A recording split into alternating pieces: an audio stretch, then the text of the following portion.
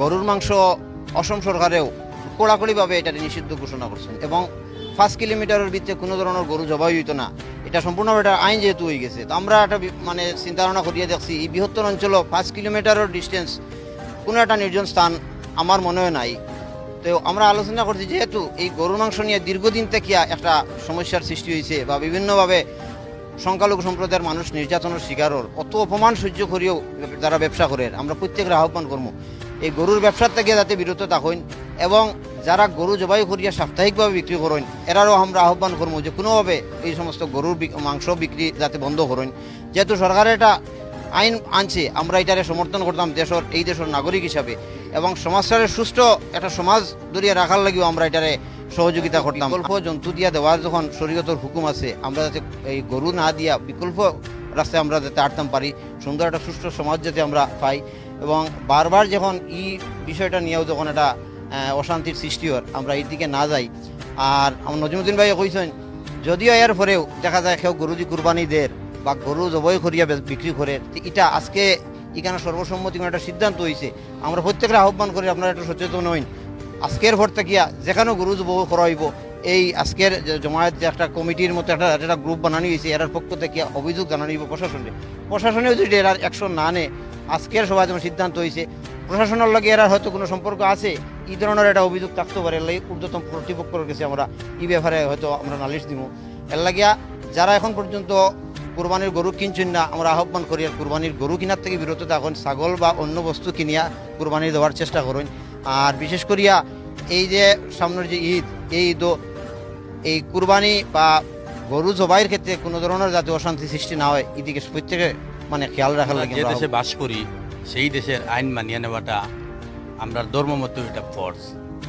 যেহেতু আসামও বা ভারতবর্ষত গো জবাই বা গো হত্যা নিষেধ করা হয়েছে, সেই হিসাবে আমরাও সংখ্যালঘু মানুষ যারা আছি, বিশেষ করে আমরা তো মার্কেটও গরু আনিয়া কিনারও বাজার থেকে আনলা জবাই করলা খাদ্য খাইলা এইসব নিয়ে হোটেলও বিক্রি করা, এটা নিয়ে দীর্ঘদিন থেকে একটা আলোড়ন সৃষ্টি হয়েছে। নির্যাতন হয়েছে আমাদের রাতাবাড়ি অঞ্চলে হয়েছে, এখানে হোটেল থেকে 2-3 জন ব্যবসায়ীরাও দরিয়া নিয়ে জেলো ফাটানি হয়েছে। সেই মর্মে আমরার বেশি উদ্দেশ্য থাকে এই অঞ্চলের মানুষের যে কুরবানির সময় অন্তত প্রত্যেক গরু চাইন যে গরু দিয়ে কুরবানি দেওয়া।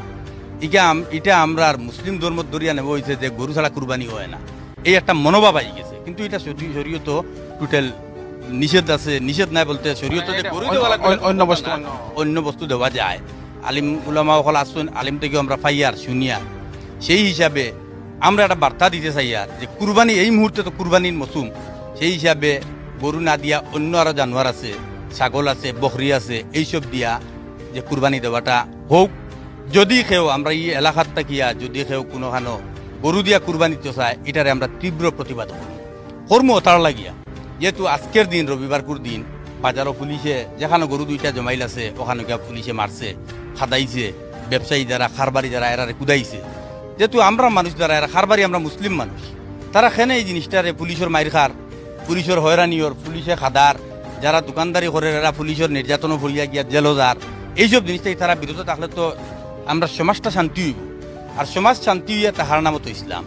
আমরা চেষ্টা করবো যারা যুব সমাজ আছি, আমরা এই ভিডিওর মাধ্যমে যারা দেখবা যারা শুনবা এই যতক্ষণকে বুঝবো সবে এই জিনিসটার থেকে বিরত থাকার লাগিয়ে আমরা আহ্বান করি আর যে গরু দিয়া কুরবানি এবং গো হত্যা যেটা আছে, গো জবাই করা যেটা আছে, এটা তাকে বন্ধ করিয়া রাখার লাগে। সামনে কুরবানির ঈদ, সেই হিসাবে আমাদের বিজ্ঞ আলিমুলামারা বর্তমানে দেশের আইনরে মানিয়া গরু যেটার উপরে সংখ্যালঘু মানুষ যারা, সংখ্যাগুরু মানুষ যারা, এরার ধর্মীয় ভাব আবেগ জড়িত আছে, সেই হিসাবে বিজ্ঞ আলিমুলামায় পরামর্শ দিতরা যে গরু কুরবানি থেকে আমরা বিরত থাকতাম, যেটায় আমরা সমাজে অশান্তির সৃষ্টি হইব। ইসলাম একটা শান্তির ধর্ম, তো আমরা প্রত্যেকের কাছে আহ্বান করব আমরা এই ভারতবর্ষ বিশেষ করে আসাম, বরাকবেলি, রাতাবাড়ি আমরা শান্তি প্রতিষ্ঠার লাগে যে পদক্ষেপ নেওয়া লাগে আলিমুলামার পরামর্শ মতে এবং বিজ্ঞ আলিমুলামায় পরামর্শ দিছেন গরুটা কুরবানি না দেওয়ার লাগে, সেই পরামর্শ মতো আমরা চলতাম। দ্বিতীয়ত হইছে এজ এ বাজার কমিটির প্রেসিডেন্ট করিমগঞ্জ বা শ্রীভূমি জেলার মধ্যে অন্যতম এক বৃহত্তর বাজার রাতাবাড়ি বাজার, যেটাতে দেখা গেছে কিছু কিছু স্থানে বাইরে থেকে কিছু মানুষে গরু আনিয়া ব্যবসার মনোবৃত্তি লইয়া গরু লাইন খাড়া করে।